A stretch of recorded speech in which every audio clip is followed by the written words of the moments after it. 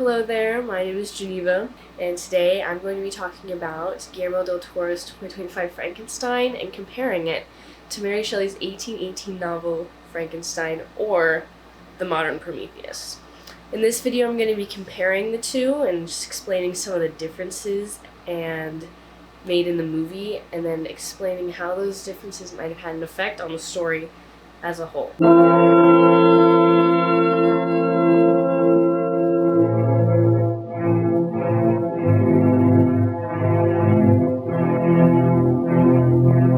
I'm going to be doing a plot rundown of both stories to better outline the differences between the two, and then after that we'll kind of talk more specifically about the differences. So, a plot rundown of the movie for those who haven't seen it. We open on a ship stuck in ice, and we're following its captain as they see that they are stuck in ice, but the captain is very dead set on getting to the North Pole.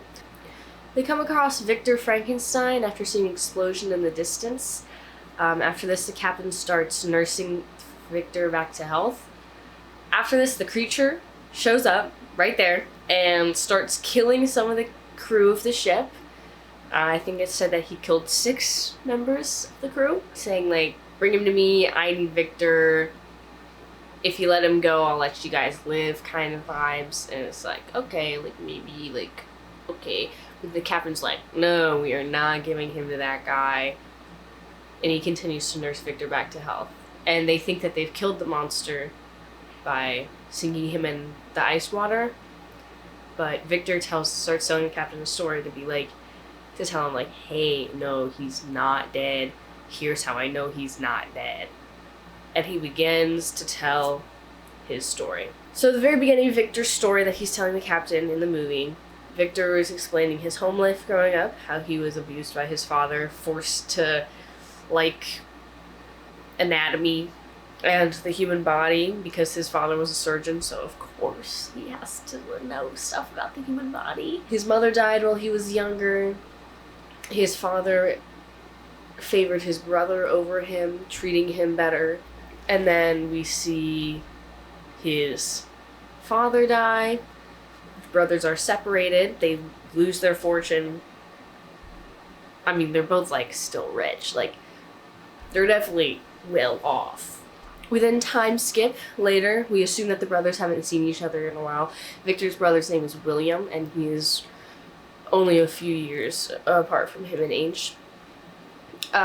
We time skip to Victor, grown up in university, giving a presentation to some of his professors, mentors, administrators of the university.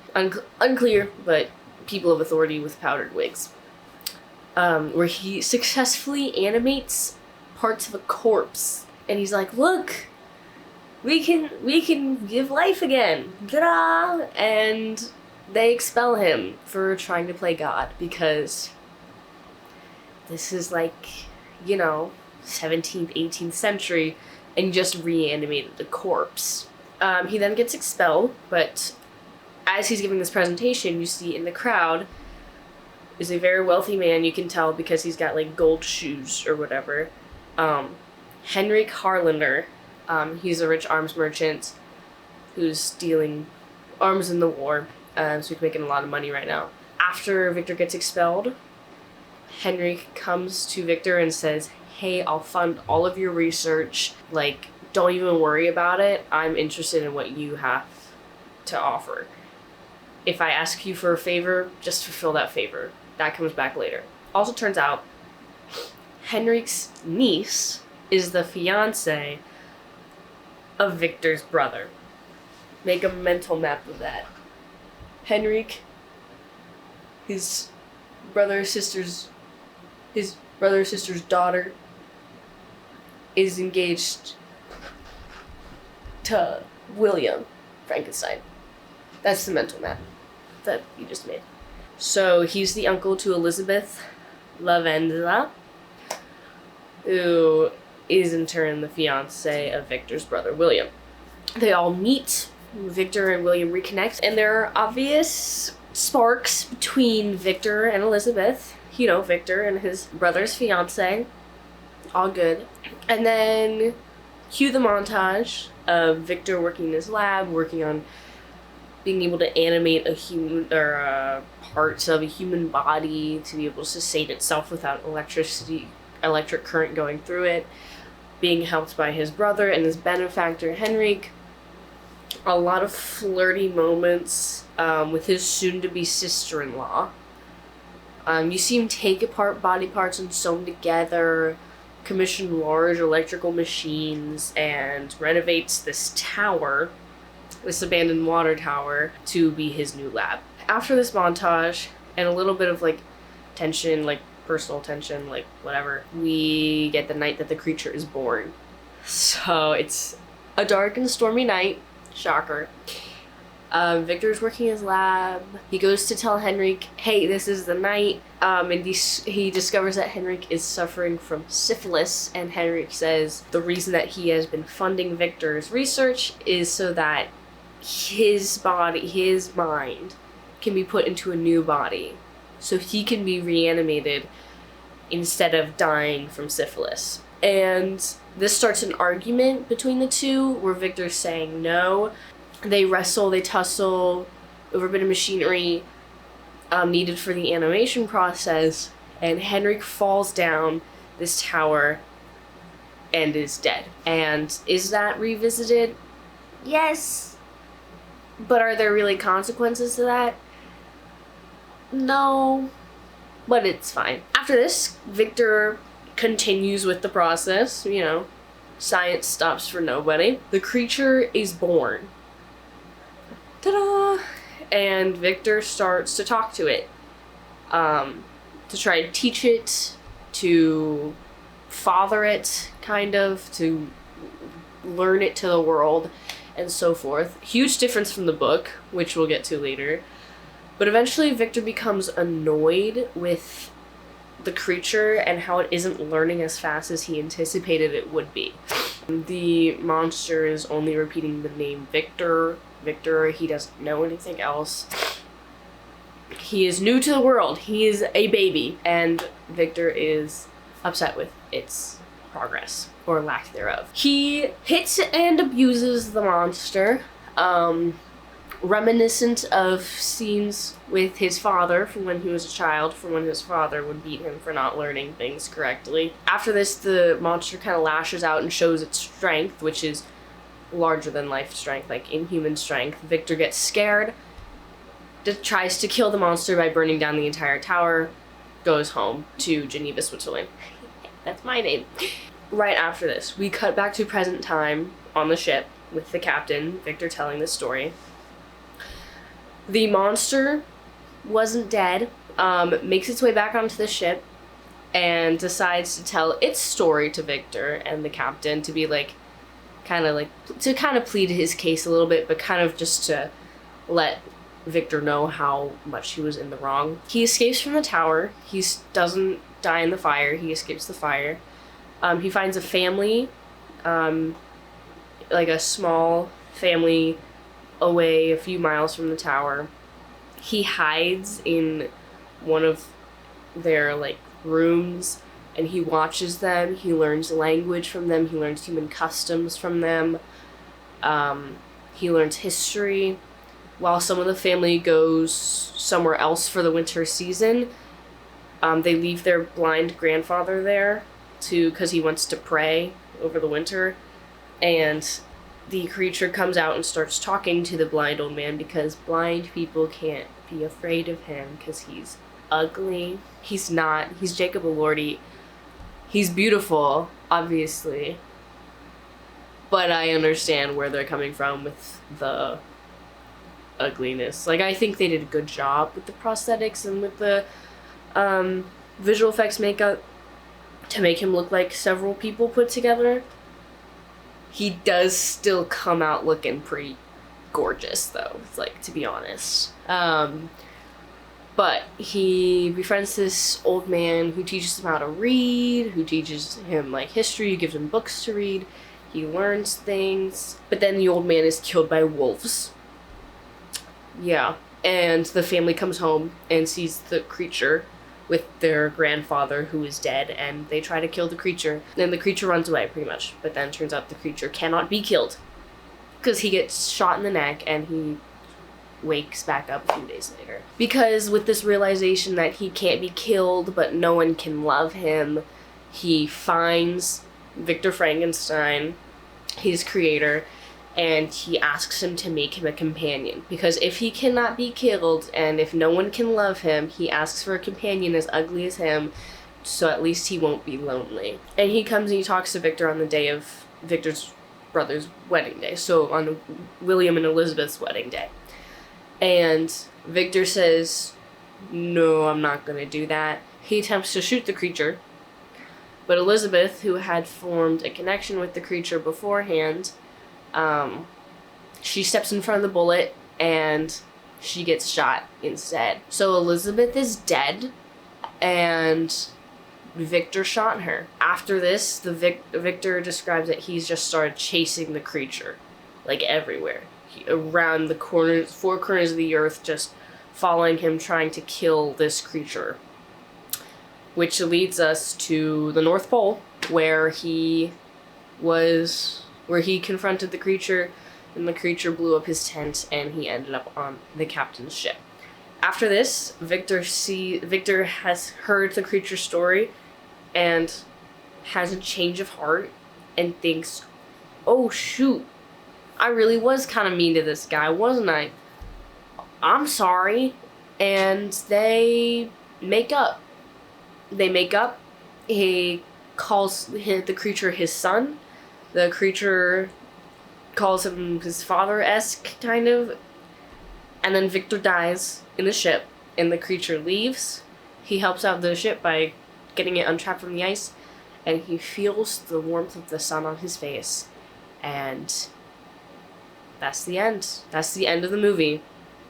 Very visually, beautiful, very stunning, very well done. I thought it was, movie-wise, amazing. Story, it was pretty good. I'm gonna have a very brief rundown of the plot of the book for those who haven't read it.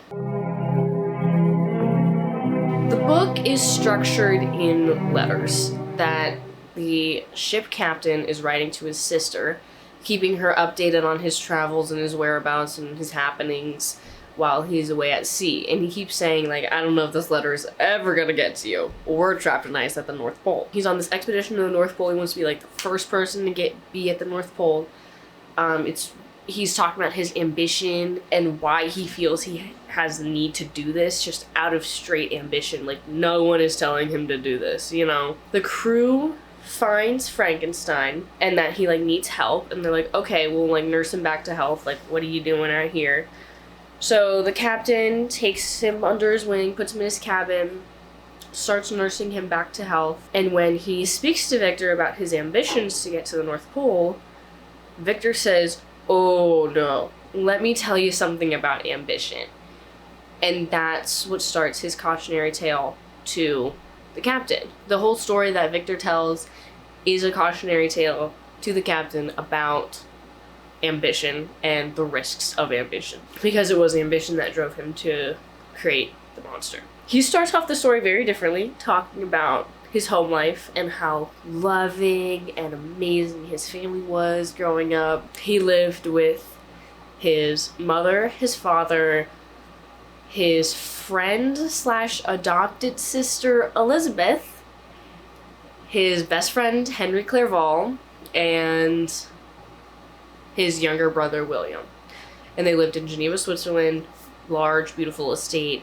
His mother did, again, die when he was young. He expressed a personal interest in what they called, like, biological philosophy or something like that. It was like biology, anatomy, but they called it something different back then. He has, like, a lovely support system. He's got a whole bunch of, like, friends and family and all these connections and people that he loves. So to pursue his interest in anatomy and physiology, he goes to school in Germany at the University of Ingolstadt.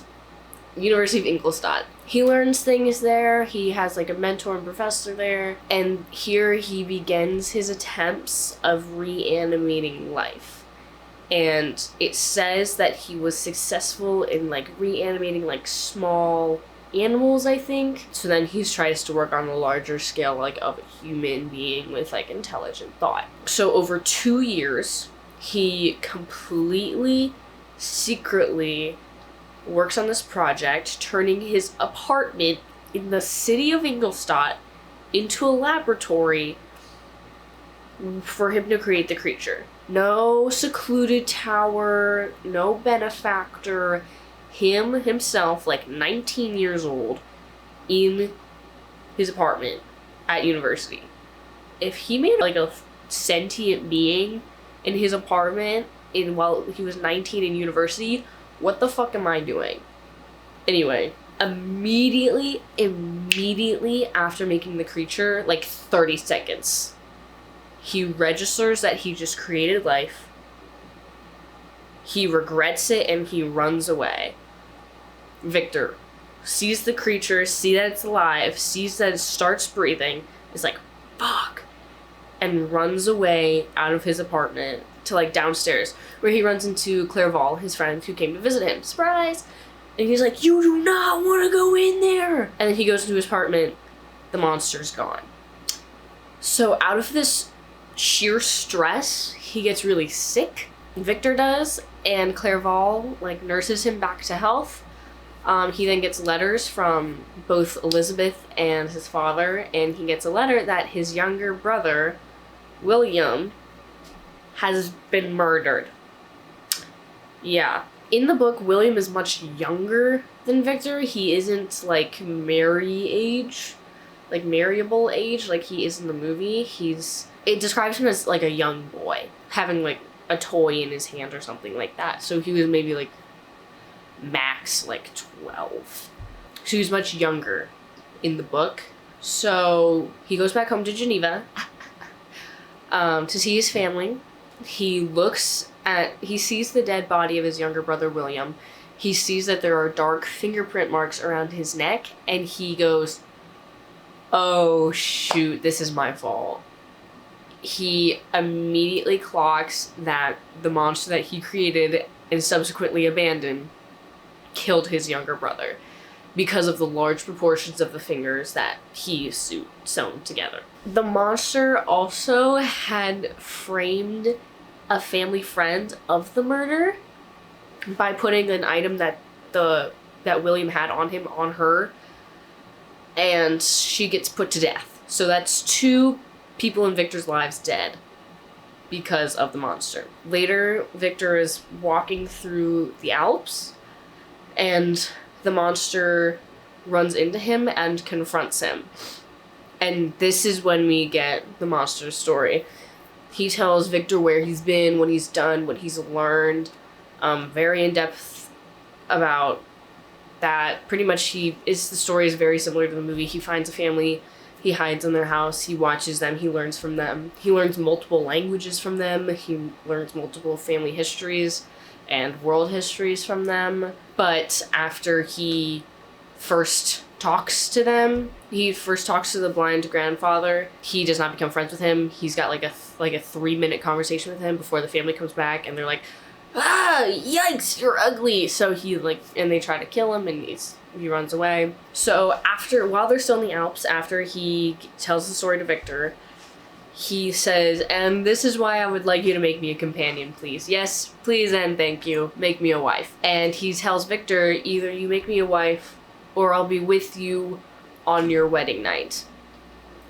And Victor's kind of like, with me on my wedding night? What does that mean? Guessing by the monster's track record, I think you might be able to assume what he meant by be with him on his wedding night. And Victor's like, I'm not even engaged to anybody. He can't be with me on my wedding night. I'm not getting married. But I'll still try to make this companion for him because I'm scared. Cue Victor kind of just going around, traveling, working on this companion, going places, like going to like a very secluded island to like work on his science stuff. Eventually he decides, never mind, I'm not making this guy a companion, he doesn't deserve it. Destroys all his lab equipment. The monster sees this and is like, okay, so he doesn't want to live, so I'm gonna kill everyone that he's close with. Victor sails to a different island, where he has found Clerval dead, dark fingerprints around the neck, and Victor is framed for his murder. Eventually he gets out of it. He goes home and decides to get married to Elizabeth, his family friend / adopted sister, who is, it was kind of like, you kind of knew that they were going to get married throughout the entirety of the book. Like, she's kind of like one of the only women in the book, and you know they've got like history or whatever, energy, so you know they're going to get married. But he disregards the monster's claim, I will be with you on your wedding night, and he gets married. On his wedding night, the monster comes into the room and he kills Elizabeth. Duh, he was gonna do that. That's what you were told was gonna happen. This is the thing, the monster killing Elizabeth, this is what initiates the chase between Victor and the creature that lands them in the North Pole. So after telling the captain his story as like a, don't be ambitious, don't make unnecessary journeys, after telling him the story, Victor dies in the captain's cabin. After Victor has already died, the monster comes in. Hold on, I have to turn a light on.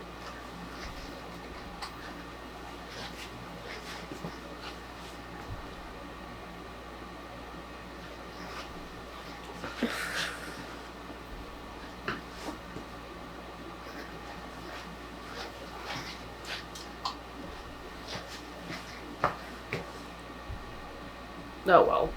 Right after Victor dies, that's when the monster comes in. He sees that Victor has died, realizes that he's not going to get any kind of additional revenge on him as he's dead, and he gives a monologue about how his creator has damned him, denying him his revenge by dying before the creature could get to him. And then it ends. Right there. Ends. So, yeah. I'm going to talk about 3 differences that I think were the biggest from book to movie. So the first difference is the history of Victor's family and his home life. Of course, in the book, he has a very loving home life, a very loving father who, after he's been accused of murder, comes and visits him in jail and like pays for all his education, is always in his corner. His best friend Clerval, who's always there for him, his younger brother, his sweet younger brother, and his loving mother, who unfortunately passed away. However, in the movie, we see him being stricken on the face by his father, a brother who is oblivious to the fact that he is being treated better than Victor is, and a dead mother. So these are different from each other for sure. What I think this does to the story, it gives Victor a little bit more of, not of a right, but it gives a little bit of an explanation as to why Victor is so cruel to the creature when he first creates it in the movie. In the book, we don't see them interact that much because Victor abandons him.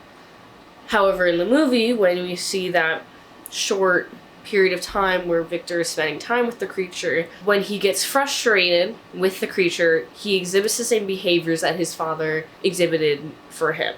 So that kind of acts as kind of an explanation to show that parallel, to show that cycle of abuse. However, this change kind of takes away some of what Victor has to lose. The structure of the book was pretty straightforward. You kind of, after the first 2 people in Victor's life died, you kind of knew whenever they said, there's a dead body, or someone is something's happening. You knew it was going to be someone that Victor cared about was going to be dead. Because what else? You know, because that's what the monster wanted to do, and that's what the monster did, and that was the monster's revenge. And it is so tragic to kind of watch, because, not that tragic, because you don't like Victor in the book, but a little bit tragic because you know that he has so much to lose. He has so many people that he cares about, so many people in his life he has that he can lose. However, in the movie, he doesn't really exactly have this support system. He has his brother and he has Elizabeth, but they are both killed within the span of 30 seconds from each other by both Victor and the monster. He doesn't have this kind of sense of impending doom that his actions have these consequences. Because he abandoned his creation, he is now ruining the lives of so many people. Not only the people that are being killed, but all his other family and friends that knew that person and are affected by that person. It gives it a lot of weight, I feel like, to the fact that he has so much to lose. He has so many people. However, if he hates his family members, you kind of don't care as much. When his brother died in the movie, I kind of thought, no. But in the book, I'm like, this kid is dead. I mean, the kid, albeit was an asshole in the book, he called the monster mean names, but he was a kid, and you see the impact of his death on the people around him. You see that his family had love for him, and you feel bad for his family for what they have to go through. You don't really see that in the movie, which is fine. It does kind of make Victor seem more lonely, which can be good. It's kind of like a give and take, because he doesn't have as much of a support system, which can kind of help justify why he's doing some questionable things, because he doesn't have anyone to tell him not to. However, he doesn't have these people that he's losing. The second difference, which kind of leans into the first one, is Victor's interaction with the monster before trying to kill it. There's something that's so jarring is his immediate turnaround after creating the monster. He creates it, he looks at it, he thinks, oh shit, and he's gone. Just like that. And it's just showing his irresponsibility as someone who has created life. He's created life, and he is irresponsible with it, and he does not care about it, and he is willing to abandon it immediately. This is not present in the movie as much. It's that same element of irresponsibility and not caring for the life that you've created is still there, for sure.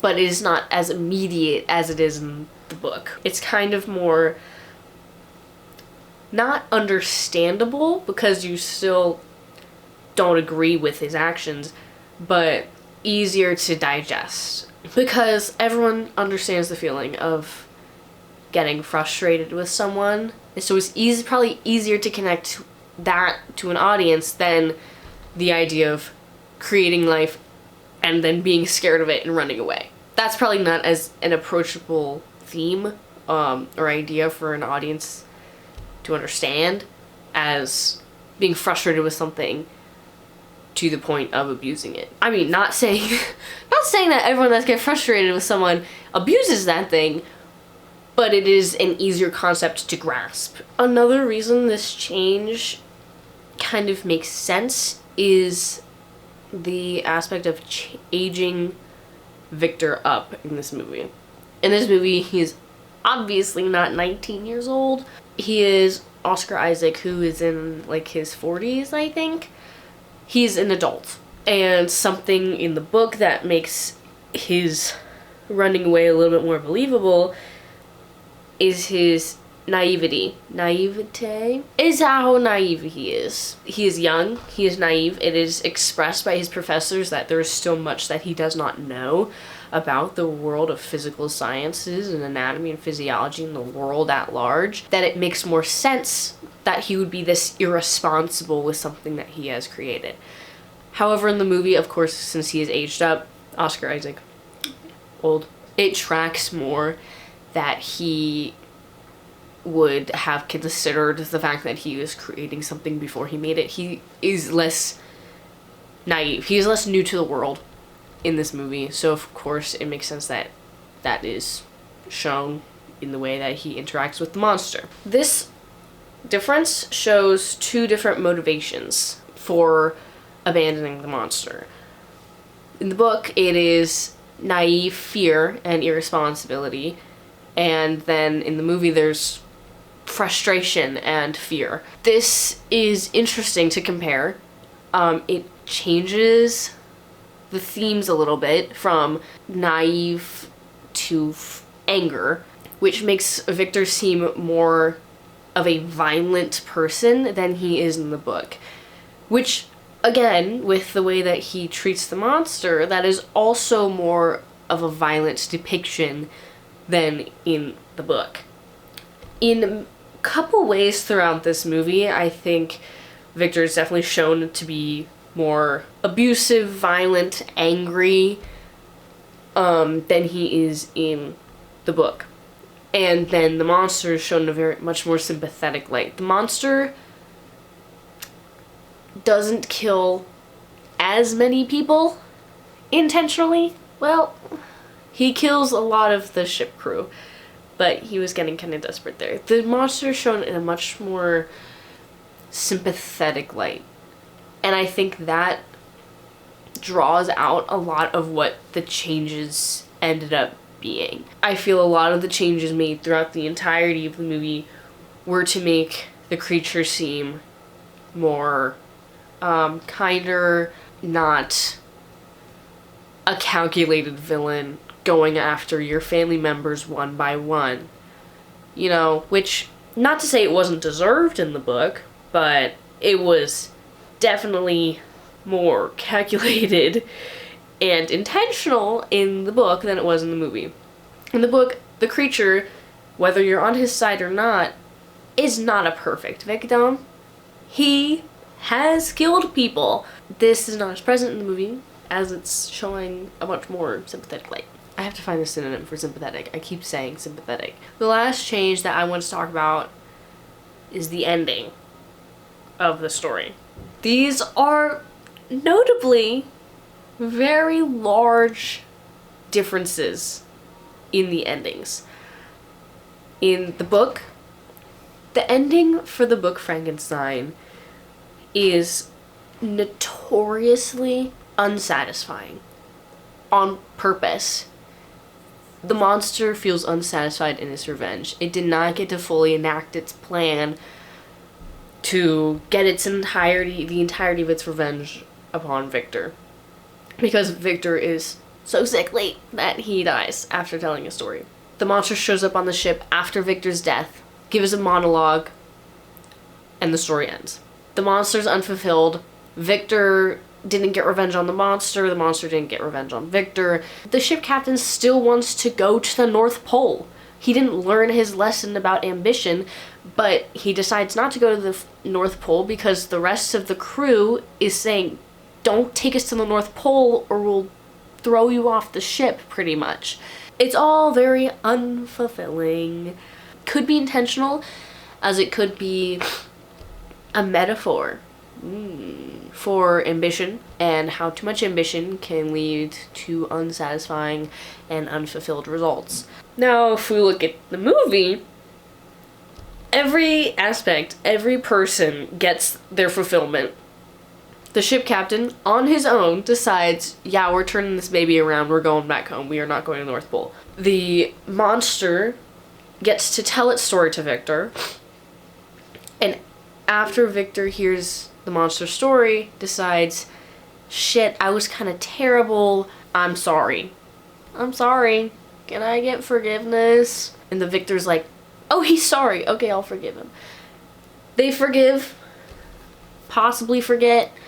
We don't know, because then Victor dies.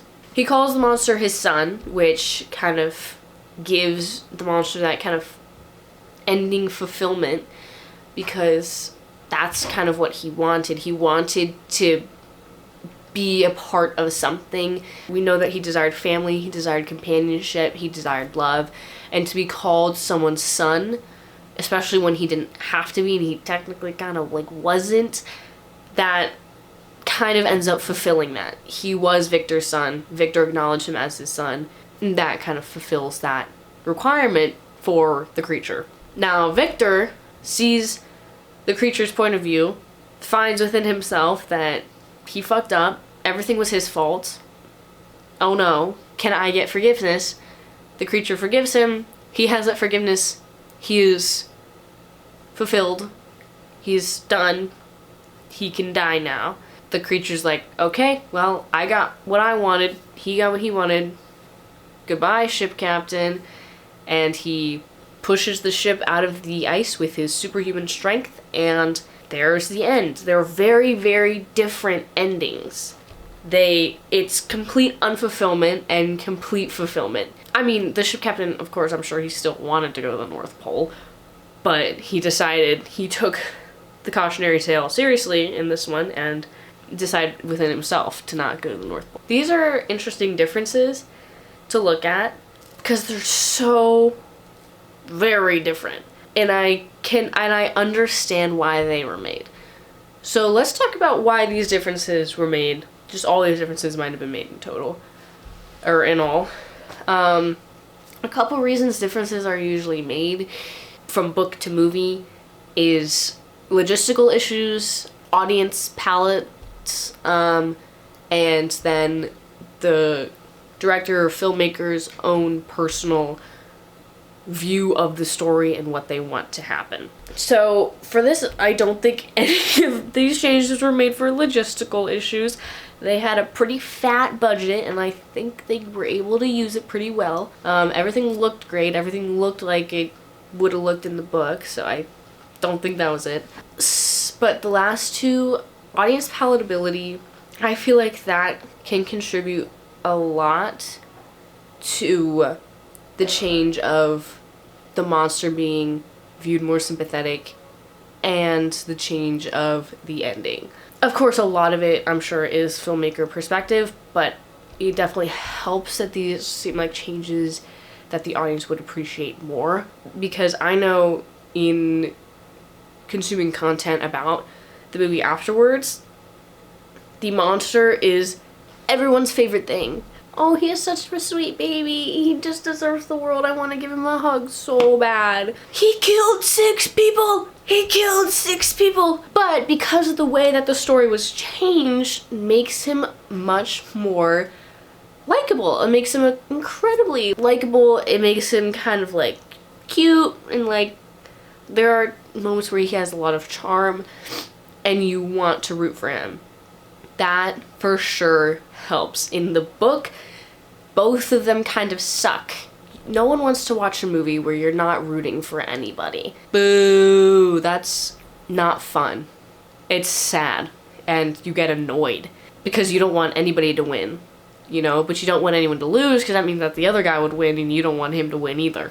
Making one of them a more clear good guy and a more clear bad guy definitely makes it better to watch as a movie. In a book, if you have those two kinds of characters, you can hear their inner monologue and it makes it more intriguing because you get to hear their thought process, and that's part of the story, is their thought process as to how they get where they got, even if they both suck. In a movie, you don't have that inner monologue exactly, so it makes sense that they'd make this change of making someone more likable, that being the creature, because definitely was not Victor. The other reason that they made these changes, an audience, I think, would enjoy the ending that we got in the movie a lot more than we got in the book. The book is sad ending. It's a sad ending. So you have Frankenstein bad ending, Frankenstein good ending, and the movie, they chose the good ending, which gives a much more hopeful and light tone. It makes you happy. It makes you glad for the creature. And it makes you hate Victor just a little bit less. And that's just better to watch. You don't want to watch people be miserable unless you're like kind of weird. you like to see people happy. It's human nature. So it makes sense that they make that change. Also, that's probably a big factor of the filmmakers and the way that the filmmakers want to take the story. Any book to movie adaptation, they're gonna make changes like that based on what the filmmaker likes and what they want to do.